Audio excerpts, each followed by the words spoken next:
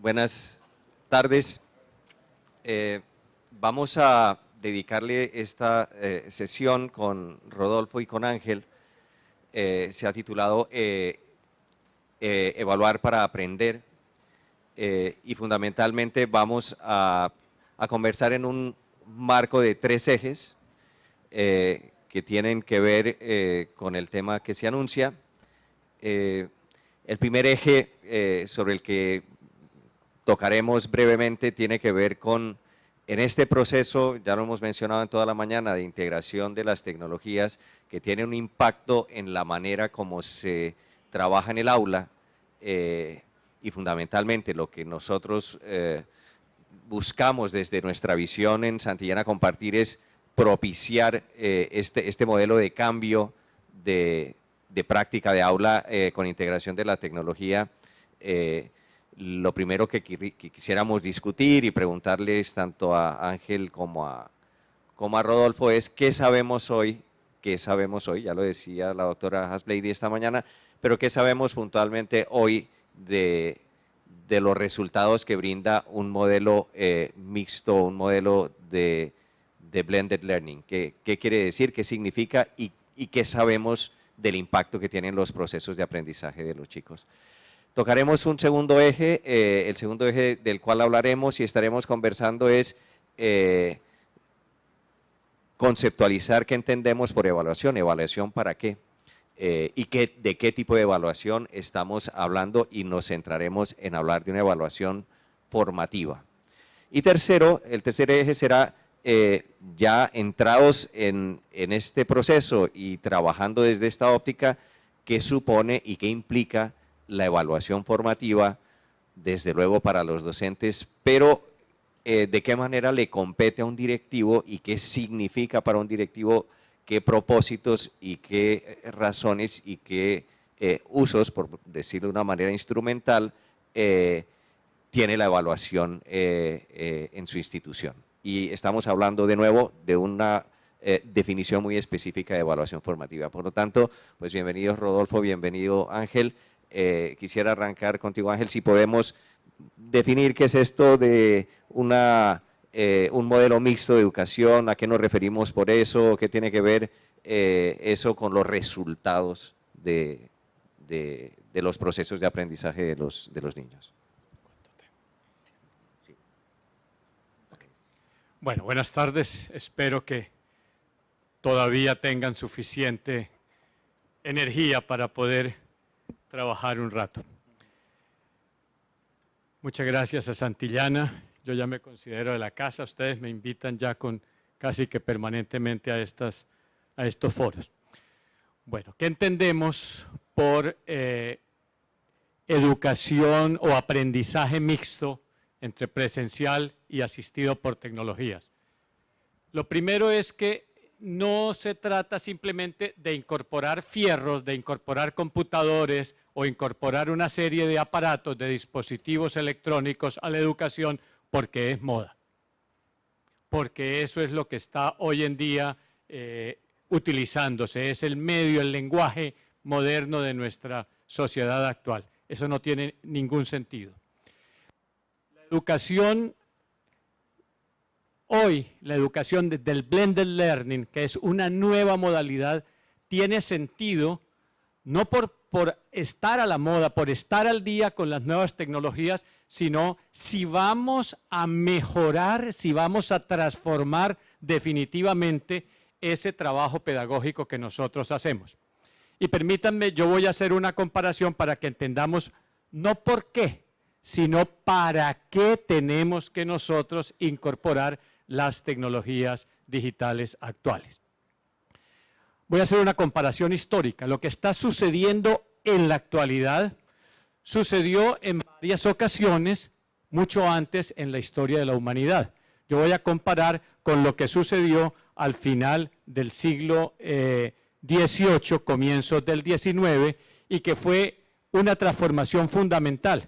Y vamos a ver cómo esto tiene que hacerse de una manera absolutamente seria, ¿ya? Y consecuente para que tenga algún impacto en la transformación. Desde mediados del siglo XV, desde 1440, nosotros tuvimos ya la imprenta y por lo tanto libros, ¿ya? Y con seguridad que desde esa época comenzaban a utilizarse libros en la docencia, porque esa nueva tecnología, ese nuevo medio que había venido, estaba cambiando por completo la cultura oral, que era la que traíamos antes, por una cultura escrita. En la cultura oral, pues, ¿qué hacemos nosotros? Lo que nos acordamos es lo que nosotros exponemos. La cultura escrita comenzó con los monjes, ya, en esos famosos mamotretos, y por lo tanto, cuando en el siglo VIII, ya, con Alcuino de York, comienza la escuela como institución, y se da la escuela, no antes, sino en esa época, precisamente porque ya hay ciudades, etcétera, etcétera, comienza este proceso de decir, ok, entonces lo que yo he venido recopilando en esos mamotretos lo voy a exponer. Era una cultura absolutamente expositiva.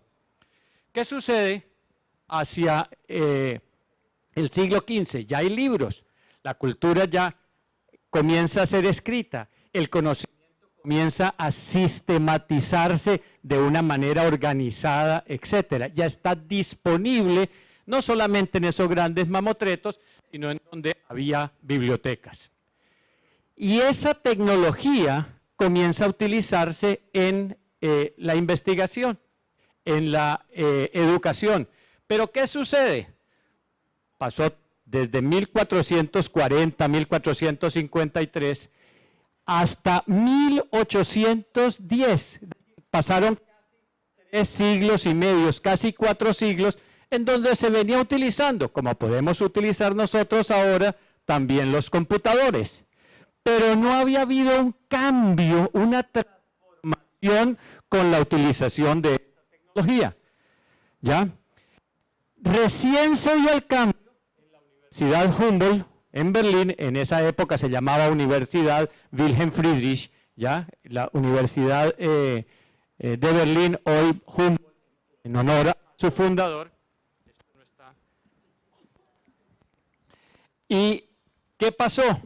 Lo que se hizo fue coger esa tecnología que seguramente durante 3 siglos, desde que existían ya los libros, se estaba utilizando, pero que no había producido una transformación, para cambiar el concepto, el modelo de universidad, el modelo de institución, cambiar la forma en que se hacía la relación pedagógica, en que se hacía la enseñanza, y se cambió entonces esa clase expositiva, posiblemente por 3 siglos, con ayuda ya de libros, en un seminario. Y ahí, ¿qué sucede? Se cambió todo un proceso de enseñanza, y por lo tanto se cambiaron las gestiones que cuando nosotros enseñamos hacemos con el conocimiento. En el seminario, ¿ya? ¿Qué se hacía? Si el conocimiento ya está disponible, no esperen a que yo venga y lo resuma de una forma relativamente regular, como hacemos generalmente los profesores, porque se nos olvida, somos desordenados en las exposiciones, etcétera. Vayan de donde está el conocimiento sistematizado de una manera ordenada, eso es lo que permite la cultura escrita, léanlo y ahora sí, vengan a la clase, vengan a la escuela, a la universidad y comenzamos a debatir, a estructurar ese conocimiento, a ver cómo lo podemos aplicar a los problemas de la vida diaria y cómo podemos innovarlo. Ahí sí hubo una verdadera transformación. Seguramente desde 1440 hasta 1810 se utilizaban las nuevas tecnologías. En ese momento los libros. Lo que nos puede estar sucediendo ahora. Seguramente estamos utilizando el computador, la tablet y todos los dispositivos que tenemos, el internet, el wiki, bueno, todo lo que nosotros tenemos a disposición. Pero no estamos transformando el proceso de enseñanza ni la institución educativa. Mire, por ejemplo, qué sucedió o qué nos ha sucedido con el seminario. existe desde 1810. Estamos en el siglo XXI y todos llamamos seminario, pero lo que hacemos son exposiciones. Y seguimos con el mismo proceso expositivo sin cambiar la estructura del proceso de enseñanza-aprendizaje. Hay un seminario, sí y solo sí, cuando yo le digo a mis estudiantes, el conocimiento está disponible, vayan, léanlo, apropiénselo por fuera del aula, antes de la sesión. Y en la sesión, ahí sí, vengan a hacer el debate, a estructurar, a ver qué está obsoleto, a ver cómo se aplica, ¿sí? Y a ver cómo innovamos. Entonces, eso nos puede estar sucediendo hoy. Tenemos todos los fierros, computador, tablet, internet, etcétera, etcétera, etcétera, bases bibliográficas. Pero seguimos en el mismo proceso absolutamente expositivo. Eso no es educación mixta. Eso es simplemente una moda. Ahí no hemos hecho mayor cosa. Cambiamos nuestro proceso pedagógico y educativo en la medida en que esos nuevos medios, en que esas nuevas tecnologías nos permiten a nosotros cambiar de tal manera nuestro proceso de enseñanza-aprendizaje que logramos resultados de mejor calidad. Entonces no es ¿por qué? Porque hay fierro y eso es nuevo, no sirve para nada. ¿Para qué lo vamos a utilizar? Para cambiar nosotros ese proceso pedagógico. Para que nosotros tengamos también más oportunidad de hacer lo que a mi juicio es el primer reto que tenemos ahora en nuestro proceso educativo. Por eso hablamos de competencias. No es un cambio simplemente que antes eran objetivos y ahora competencias. El primer reto es para que podamos pasar de simplemente tener conocimientos a nivel cerebral, a nivel cognitivo, y podamos transformar actitudes, la vida, el proceder y sobre todo podamos aplicarlo a nuestra propia vida, a nuestra propia situación. Si esos cambios no se dan, y para eso las tecnologías nos permiten infinidad de ventajas, si esos cambios no se dan, es una simple moda, no hay un blended learning, no hay una educación mixta. Además, un último cambio, y termino con esto. Si no se da el cambio en que le estamos permitiendo al estudiante mejorar sus procesos de gestión de conocimiento fuera del aula, a su propio ritmo, en su propio tipo de inteligencia, en su propio interés, ¿para qué entonces la tecnología? Hoy en día las tecnologías actuales, digitales, nos están permitiendo todos esos retos que hemos tenido desde siempre los educadores y que a medida que se han hecho los avances tecnológicos nos facilitan cada vez más el trabajo para poder hacer una interacción pedagógica, didáctica, de calidad, es decir, transformando cerebro, como lo decía el padre, corazón y sobre todo acción, aplicación. Muchas gracias. Gracias, Ángel. Bueno, esta introducción se hace porque lo que vamos a discutir ahora es el título de nuestra conferencia, Evaluar para Aprender. Entonces yo le pediría a Rodolfo que nos adentráramos un poquito en esto de, bueno, ¿de qué estamos hablando cuando hablamos de evaluar? ¿De qué hablamos cuando hablamos de evaluación formativa? ¿Qué tiene que ver la evaluación y la evaluación formativa con este cambio del cual está hablando Ángel? Bueno, a ver qué es. Buenas tardes, sí. Yo vengo de Santiago de Chile, agradezco las preguntas sobre el terremoto. Mi círculo más cercano también, gracias a Dios. Y es muy agradable sentir cariño y cuidado de otras personas, sobre todo cuando se está tan lejos de casa. Bueno, abordo tu planteamiento, Rodrigo. Lo primero decir, yo nunca he sido director, ya no lo fui, me refiero en un colegio. Ya soy director de editorial de Santillana y, bueno, en ese sentido hay alguna aproximación, pero claramente no es lo mismo. Y si yo me pongo los zapatos de un directivo, yo creo que lo primero que un profesor le pide a su directivo son dos cosas: más sueldo y tiempo. Ya, los profesores normalmente nos quejamos que tenemos demasiadas cosas que hacer y poco tiempo. En ese contexto, la evaluación y la tecnología son un matrimonio interesante para un director, para un directivo. En la medida que la evaluación la entendamos como un proceso que está al servicio del estudiante, del profesor, del director, de la familia, de la comunidad, y está enfocada en aprender y en mejorar, no en ranking, no en informaciones ni puntos de un test. Eso es medir, ¿no? Es necesario, sí, pero no es suficiente. Entonces, en ese contexto yo diría, tengamos conciencia, lo decía muy bien Ángel, que los fierros son los fierros. De hecho, tenemos ciertas mentirillas que nos rodean y no nos damos cuenta. ¿Eh? No sé si se han dado... ¿Cómo le llamamos a esto? Smartphone.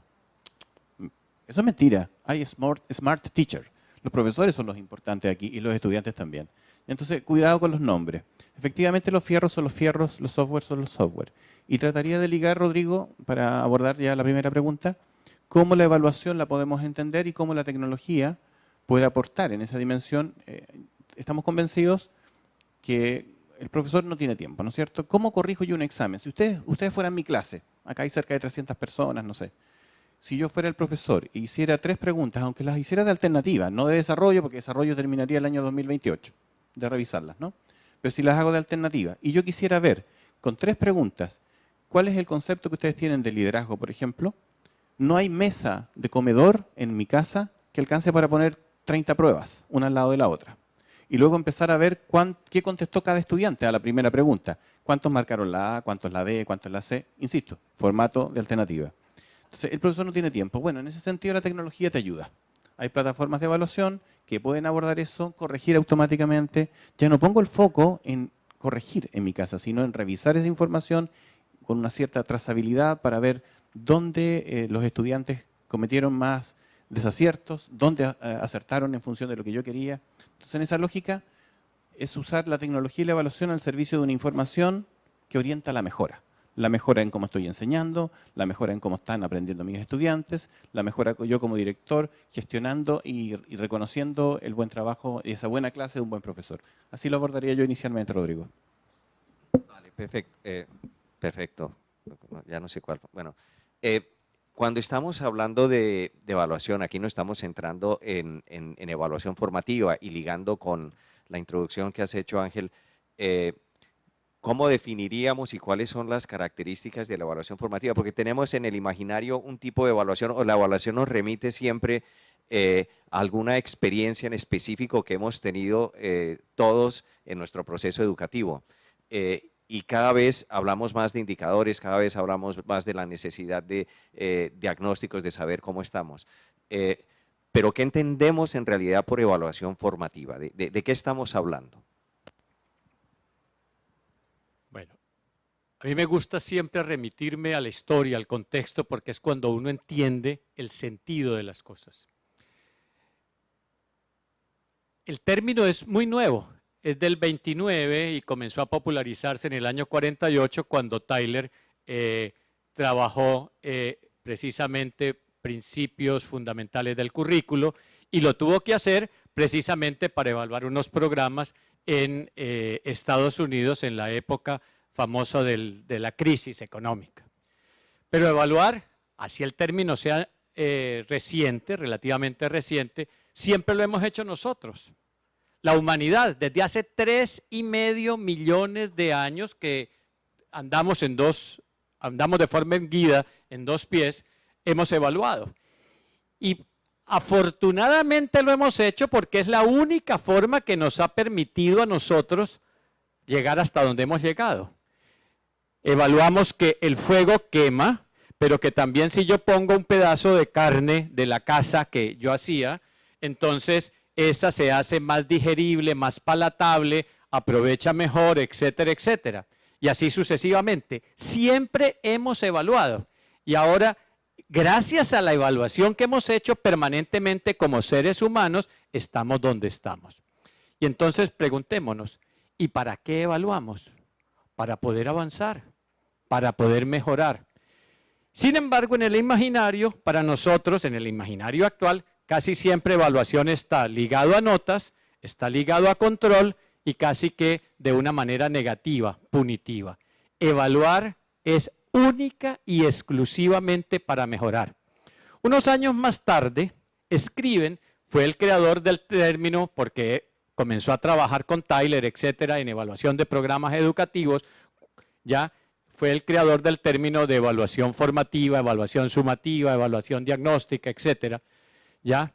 Y él después, pero ahí nos quedamos en educación, cuando comenzó a salir a decir, la evaluación no es solamente en educación, la educación es de todo, de la vida, de programas, de políticas, de productos, de procesos, etcétera, etcétera, de impacto, es cuando dice, sí, yo fui el creador de todos estos términos, ¿ya? Pero toda evaluación, la de impacto, la de resultados, etcétera, es necesariamente una evaluación formativa, para decirlo en esos términos, él ya no lo volvió a emplear, sino es una evaluación para mejorar, para tomar decisiones con respecto a lo que yo hago y a lo que obtengo con lo que yo hago, no importa el campo donde estemos.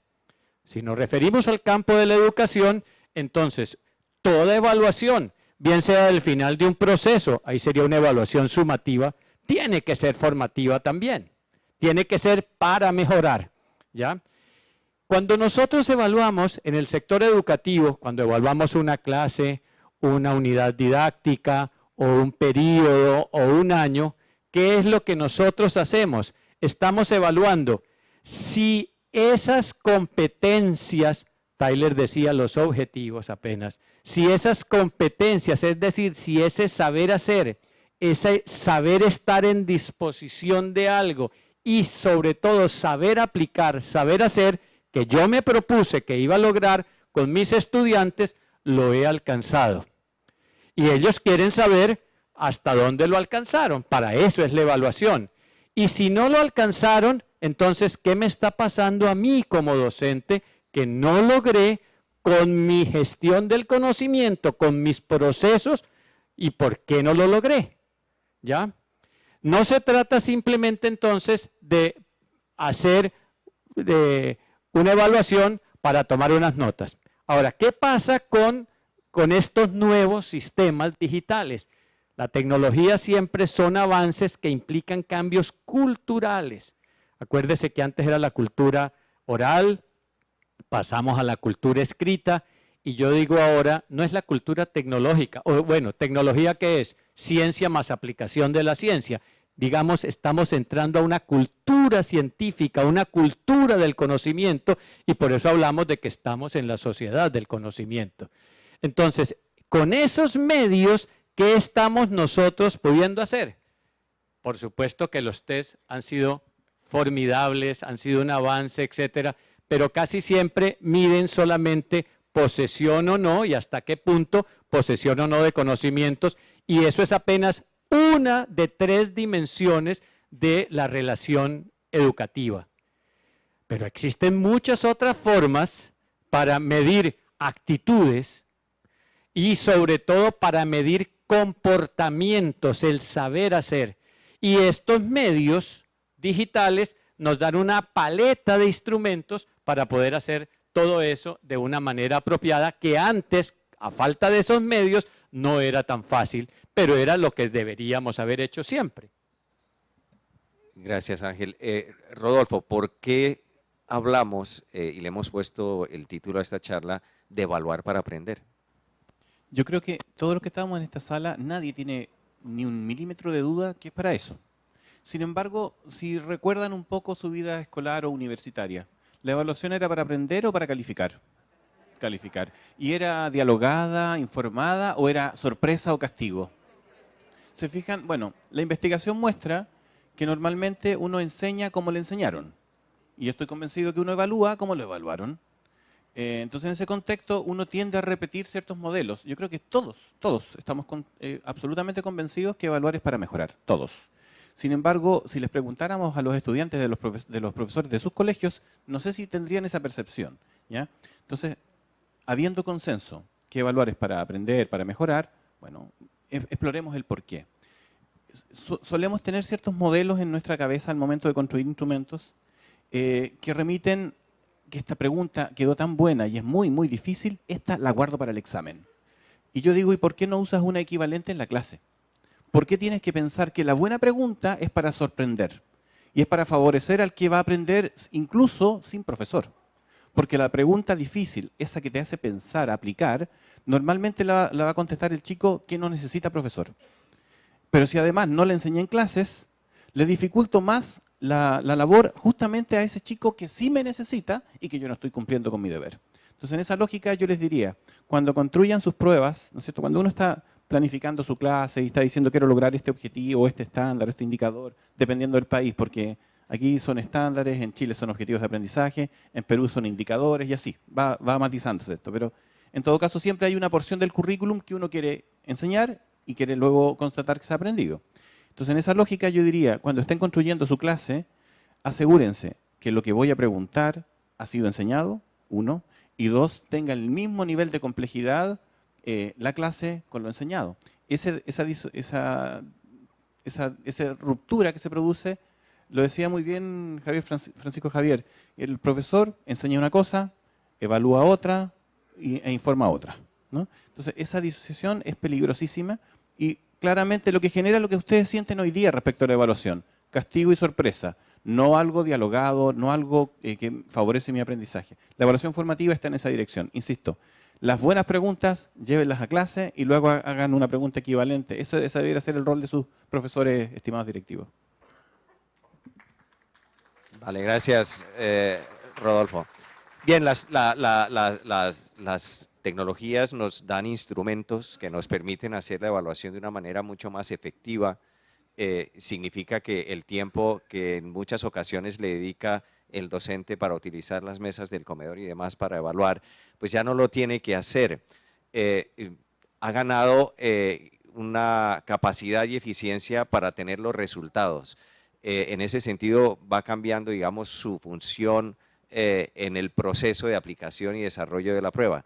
Pero quizás lo más interesante, y me gustaría que ahondáramos en esto, Ángel y Rodolfo, es qué hacemos con la información de la evaluación. Es decir, el docente si ha estado haciendo las pruebas para calificar, para sancionar o para sorprender, ya no va a estar en ese escenario o no debería estar en ese escenario. Realmente la evaluación debe brindarle una información y con la tecnología una información muy amplia y muy valiosa.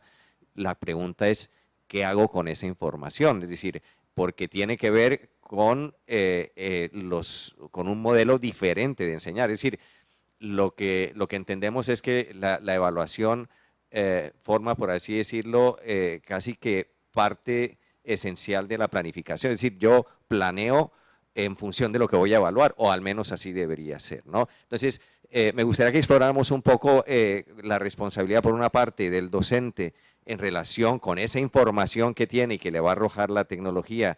En el caso de Santillana Compartir, hemos integrado una herramienta que es Pleno, que cumple esta función, pero ¿qué hace con esa información y qué le corresponde al directivo de una institución cuando se integra una herramienta de estas para evaluar?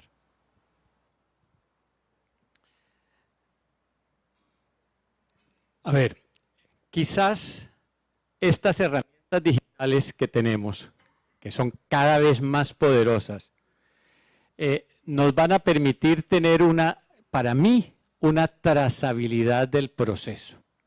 Yo les decía en la primera respuesta que daba que lo más importante que hacen los medios es que me permiten que esos 5 grandes procesos de gestión de conocimiento, de esos 5, yo dedique mi sesión presencial en el aula básicamente a que esos conocimientos se estructuren, se vea cuáles están ya obsoletos, cuáles hay que cambiarlos y sobre todo hacer mucha aplicación para ver precisamente con base en la evidencia qué hay que cambiar, qué hay que innovar. Bueno, pero algo nos permite que es muy importante estos medios, estas plataformas, cualquiera, y hay unas mejores que otras, por supuesto, cualquiera que ella sea. El problema no es de una u otra plataforma, es que nos permiten una trazabilidad completa. Por ejemplo, con mis estudiantes yo hago, entre otras cosas, es la única de Blended Learning que está autorizada, porque en esto también el ministerio tiene que actualizarse. El ministerio no permite, no habla de Blended Learning, es decir, de educación mixta, sino de educación presencial o educación a distancia y virtual. Cuando hoy en día lo que se va a imponer es esta educación mixta, esta combinación, esta integración ya entre presencialidad y digitalidad. La digitalidad que hoy en día nos permite hacer la trazabilidad, no solo de lo que sucede dentro del aula, sino lo que sucede antes cuando él está adquiriendo, antes de llegar al aula, todo el conocimiento disponible. Y está hoy en día a un clic no más de distancia, ¿ya? Yo veo cuánto tiempo le dedicó a la lectura sobre el tema, ¿sí? Después veo la trazabilidad, cuál es el comportamiento en el debate, en la estructuración del conocimiento y en la aplicación de los mismos, en los ejercicios.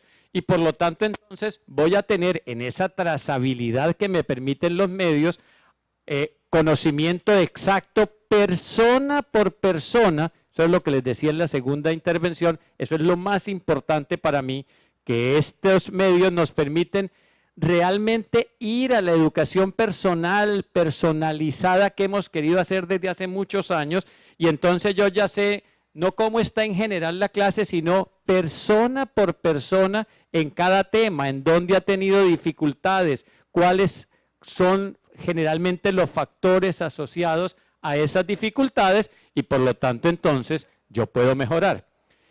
Y me permite además, así al principio es difícil, siempre que se tiene un nuevo medio, una nueva tecnología, mientras se domina, se gasta más tiempo. No crean que desde el principio se va a ahorrar, pero al final el ahorro de tiempo en ciertas cosas en las que nosotros antes utilizábamos nuestro tiempo va a ser gigantesco, y ese tiempo que nos queda disponible lo vamos a lo fundamental, que para mí es que el conocimiento pase de la cabeza al corazón y a la acción.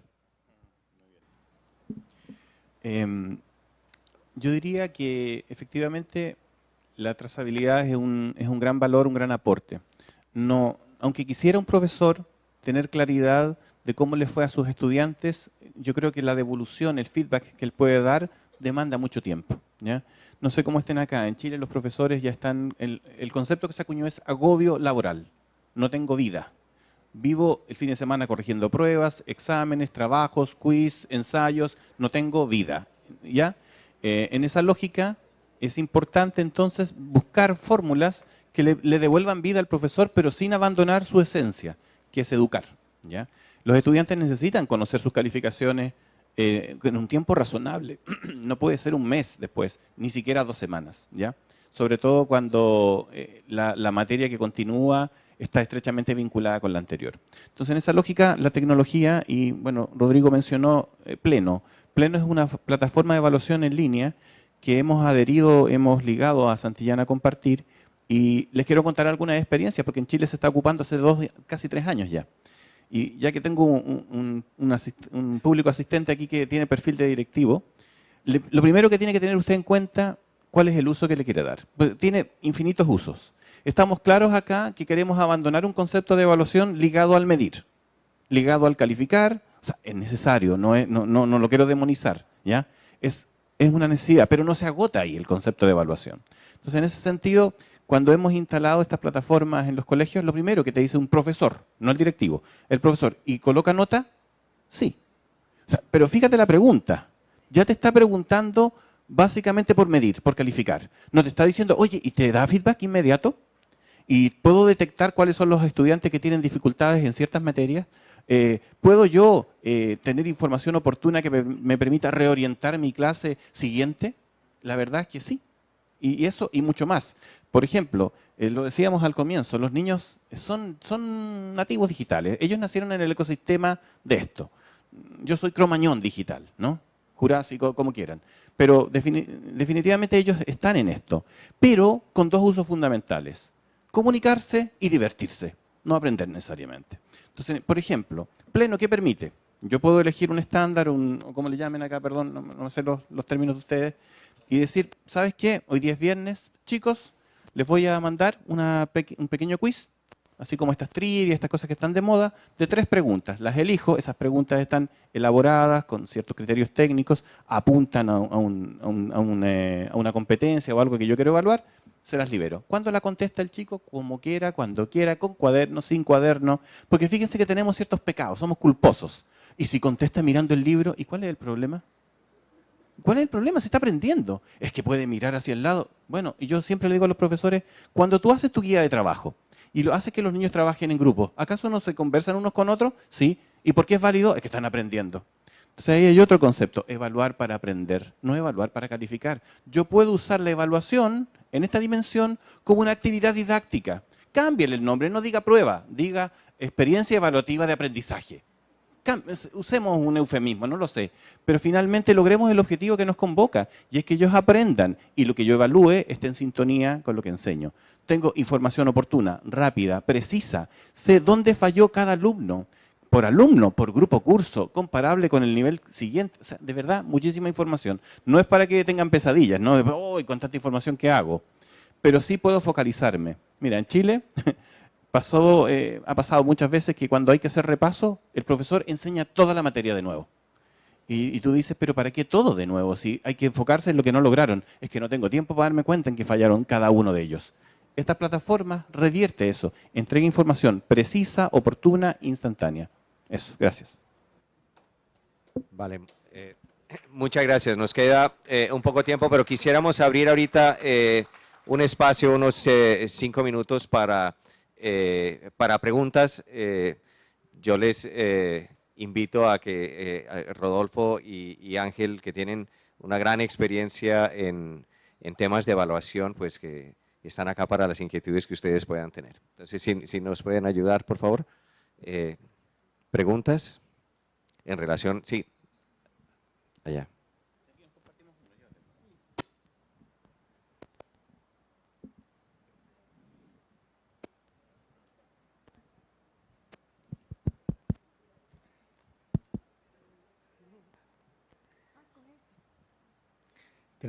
Sonido. Gracias para Rodolfo. Cuando presentó los antecedentes, me quedé en una parte, usted indicó que la época, el cambio que significó el libro, la aparición del libro, cambió el método. Ya no expongo, sino que vino el seminario investigativo. No sé si la otra parte no la alcanzó a terminar. Cuando aparecen las TICs, entonces, ¿qué sucede?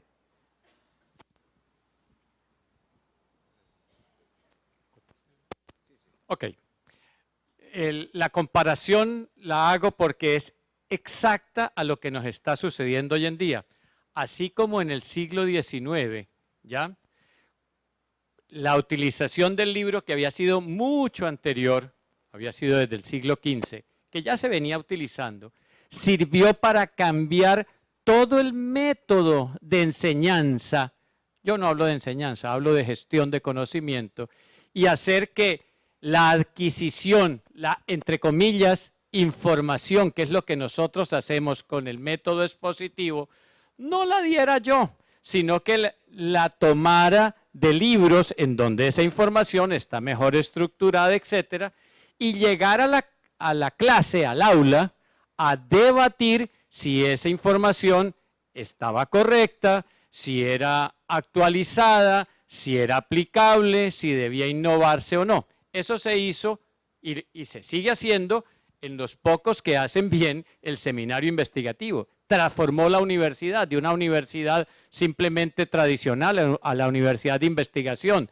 Transformó la sociedad. Alemania no era ni mucho menos el país en ese momento líder a nivel de conocimiento, a nivel de producción, etcétera, sino que lo era Francia y lo era Inglaterra, e hizo un cambio tan grande con solo cambiar el método de enseñanza de la exposición al seminario, logró cambios gigantescos. Pues bien, hago esa comparación para que veamos lo que nos puede estar sucediendo en este momento. Son los fierros, como les digo yo, de cariño, porque los amo y los trabajo todo el día, pero los fierros nos permiten lo mismo que permitió el libro. Si nosotros no los utilizamos para hacer ese cambio, y para mí el cambio está en la gestión del conocimiento, ¿sí? Un seminario todavía mucho más profundo que el que se hizo en el siglo XIX y se ha venido haciendo hasta ahora. Porque antes yo estaba limitado a los libros que podía conseguir o consultar en las bibliotecas. Acuérdese que a nosotros todo nos llegaba tarde hasta la muerte, como lo decía el poeta. Entonces vivíamos de traducciones malas y nos llegaban N años después. Hoy en día estamos a un clic de distancia del conocimiento, el más actualizado, el más estructurado, etc. Entonces yo ya no tengo que hacer mi sesión de clase, ¿ya? Para informar. Yo ya puedo hacer lo que en Estados Unidos se llama flip classroom o clase invertida. ¿Por qué se llama clase invertida? Porque lo que antes hacíamos por fuera, ahora lo hacemos por dentro. Y lo que antes hacíamos por dentro del aula, lo hacemos por fuera. De los 5 procesos de gestión de conocimiento, la información, la, entre comillas, transmisión que hacíamos o que hacemos en la clase expositiva, le decimos a los alumnos, incluso a los chiquitines, desde que puedan leer y tener un mínimo manejo de la digitalidad, consulten, ¿ya? Indaguen sobre este tema y vieran las maravillas con que vienen, con toda esa información con que vienen. Y entonces, eso es lo que hacíamos nosotros antes. Yo ya lo hago previo. Y si es con estudiantes de posgrado, o universitarios o más avanzados, pues más fácil, ¿ya? Y lo que no hacíamos tampoco nosotros dentro de clase, que eran las aplicaciones, que era lo que nosotros decíamos tarea, háganla por fuera. Ahora eso, que es lo más importante para adquirir las competencias, el saber hacer, lo hacemos por dentro. Nos ahorramos casi que un tiempo precioso en indagar la información, en hacer la, entre comillas, transmisión del conocimiento. Y venimos es a debatir, como en el seminario alemán, a debatir esa información que usted tiene, si es la correcta, si está bien presentada, si todavía es actual, es vigente o hay que cambiarla. Y venimos en el aula de clase a aplicarla. ¿Eso se aplica a su vida? Yo voy a ponerles un ejemplo porque a mí me encanta siempre tomar ejemplos. Excúsenme que me tome un minuto más. Todos nosotros pasamos por, hoy en día, 10º o grado 11. En esa época, en mi época era 5º y 6º bachillerato y todos vimos física, química, etcétera, etcétera. Todos vimos las leyes de Boyles-Mariot. ¿Quién se acuerda de las leyes de Boyles-Mariot? ¿Ya? El profesor se preocupaba por lograr hacerlas comprender, entre comillas, transmitiendo esa información, ¿ya? Y nos daba incluso fórmulas mnemotécnicas para hacerlos. Y bueno, hasta pasamos y si no, no estuviéramos de maestros, ¿ya? ¿Qué sucedió? Desaprovechamos la mejor oportunidad de ver las leyes de Boyles-Mariot, que es la relación entre volumen, temperatura y presión, ¿ya? Para aplicarla. Y como es una ley, tiene que aplicarse a todos los ámbitos de la vida. Si no, no sería ley universal, ¿ya? Por ejemplo, si yo tengo una presión muy fuerte de trabajo en mi empleo y llego a la casa y tengo por alguna circunstancia más volumen de trabajo, la temperatura sube. Eso nos lo dicen las leyes de Boyles-Mariot. O con la pareja, con el equipo de trabajo. Si hay un volumen grande de trabajo que generalmente es del que se quejan o nos quejamos los docentes, y comienzo a presionar, las relaciones van a estallar porque el volumen y la presión aumentaron, la temperatura aumenta. Utilizamos nuestras clases para aplicar las leyes de Boyles-Mariot a los distintos ámbitos privados o de las relaciones sociales o interpersonales, y no solamente para quedarnos con un conocimiento de la química o de la física. No. ¿Por qué? Porque todo el tiempo lo utilizamos fue para informar. Cuando ya existían los libros, léalo, traiga esa información y yo vengo es a aplicarla, a convertir ese conocimiento en vida, en acción. Y así les pongo todos los ejemplos que quieran. Mire, en mi clase, con docentes universitarios y de educación básica y media, en mi clase yo ya no hago casi información de conocimiento, porque para eso está todas las bases bibliográficas, incluso Google, que es una información muy light, pero bueno, pero la traen. Yo vengo es a discutir qué pasa con esa información, si es correcta, si está al día. Yo les digo, sí, esa información es de los años 30, pero mire todo lo demás, ¿ya? Ahí es donde está la labor del docente, todo lo demás que ha habido. Ahora, ¿es aplicable? ¿Por qué se dio? Veamos la época. Y la época ha cambiado, ¿sí? Las condiciones han cambiado y con seguridad que al cambiar las condiciones, cambia la época. Cojamos simplemente el concepto de evaluación y con esto termino. Tyler dijo, ¿evaluar qué es? ¿Sí? Es ver una planeación, el currículo, que se ha hecho con unos objetivos y ver si al final de ese proceso estoy cerca, cumplí o no cumplí esos objetivos.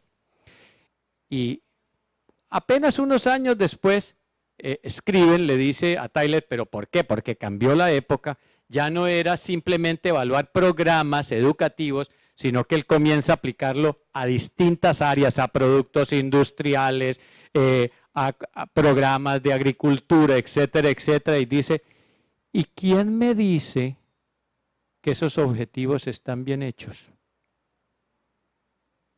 Y entonces se pregunta, y entonces encuentra, yo sé que los objetivos están bien hechos si soy capaz de confrontarlo contra los problemas o las necesidades de los usuarios para los cuales se formularon, se planificaron esos objetivos.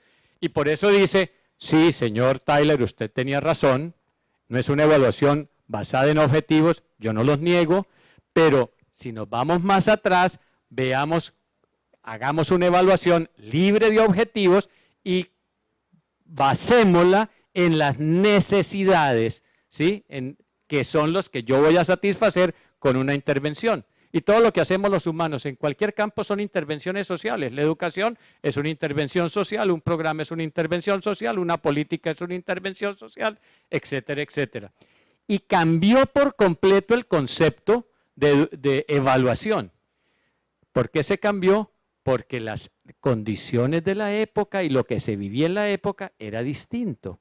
A él ya le tocó no solamente evaluar, como le tocó a Tyler, programas educativos, sino evaluar una cantidad de distintos elementos y entonces los conceptos cambian, la conceptualización cambia y casi yo no hablo de teorías, pero las teorías también cambian y cambian acorde a la época. El padre decía, tiene que ser actualizada la educación. Por supuesto, si no contextualizamos, ni siquiera somos capaces de entender el cambio conceptual en los términos que hay.